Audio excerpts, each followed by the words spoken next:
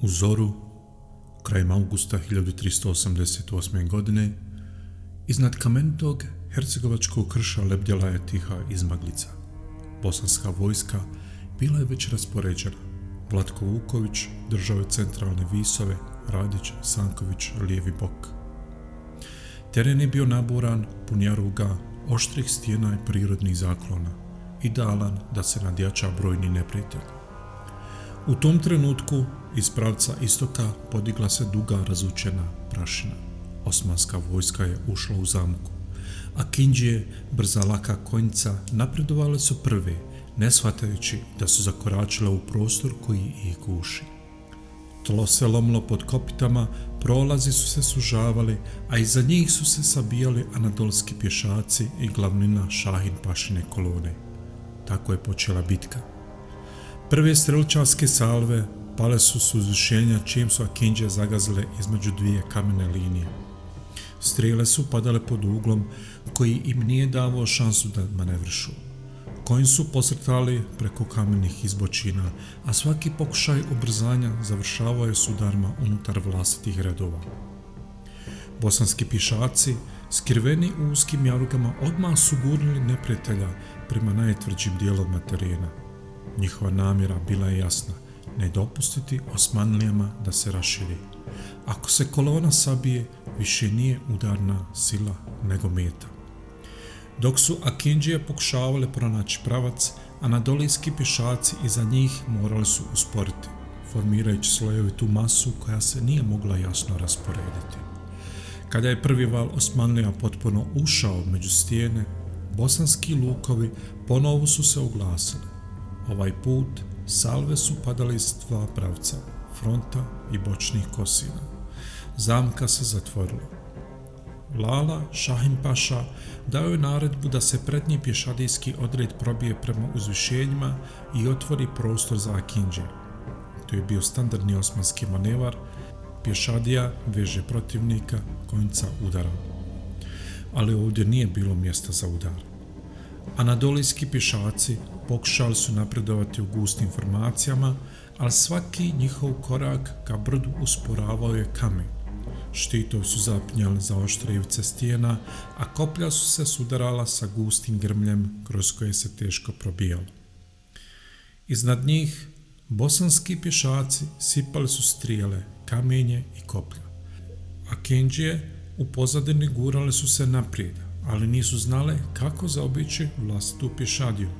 Linija Osmanlija sada se pretvorila u zbijenu, neupravljivu masu. Šahin Paša pokušao je širiti liniju prema desnom boku. To je bio taktički ispravan pokušaj udariti preko visova i obuhvatiti bosansku lijevu stranu, ali Radić Sanković je upravo tu čekao. Čim su osmanske grupe počele penjanje prema bočnom brijegu, Radićevi ljudi izronili su iz kamene pukotine kao iz zemlje. Njegov udar bio je kratak, brutalan i usmjeren u trenutku formiranja osmanskog bočnog klina. To je bio trenutak potpune ranjivosti. Osmanlije se širile, a nisu stigle učvrstiti raspored. Bosanska konjica i pješaci pogodili su ih bočno i gurnuli natrag prema stijenama. Konji akindžija, naviknuti na brzinu, nisu se mogli ni okrenuti na uskom terenu. U nekoliko minuta osmanski desni bok se raspao. Time je Šahin Paša izgubio ključnu mogućnost obuhvata. Sada se mogao boriti samo frontalno, na terenu koji mu nikako nije odgovarao. U središtu bojišta akindže su pokušavale urediti prednju liniju, ali više nije bilo prednje linije. Masa pješaka i konjice stiskala se na prostoru koji se sužavao prema prirodnom klancu.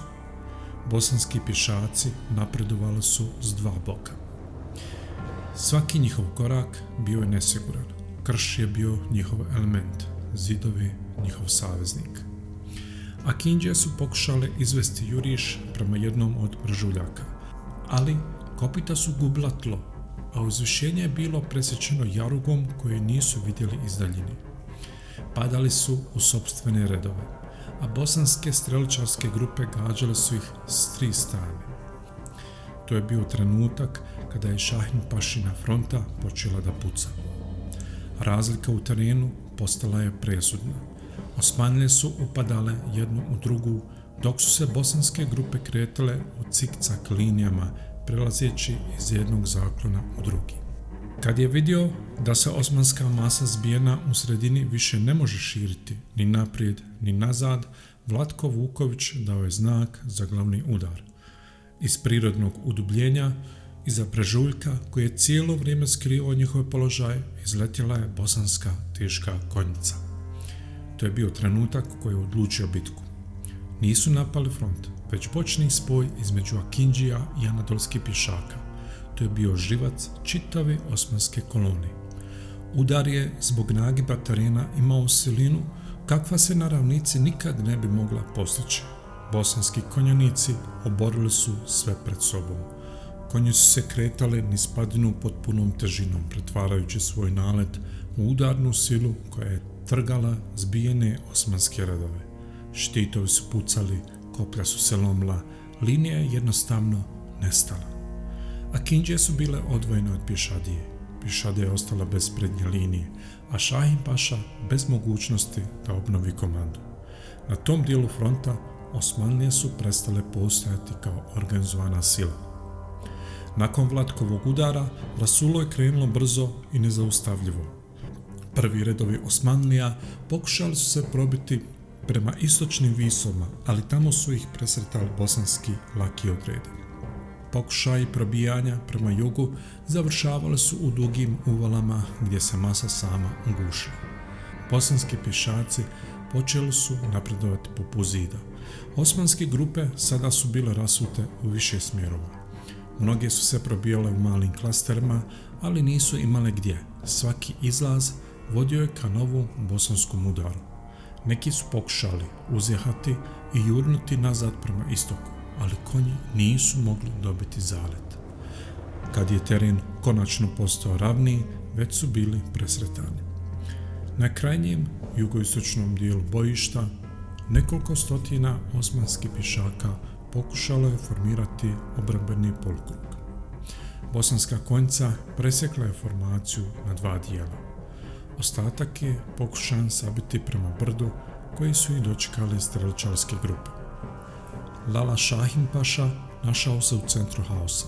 Njegov položaj bio je potpuno izložen, a veza s bokovima prekinuta.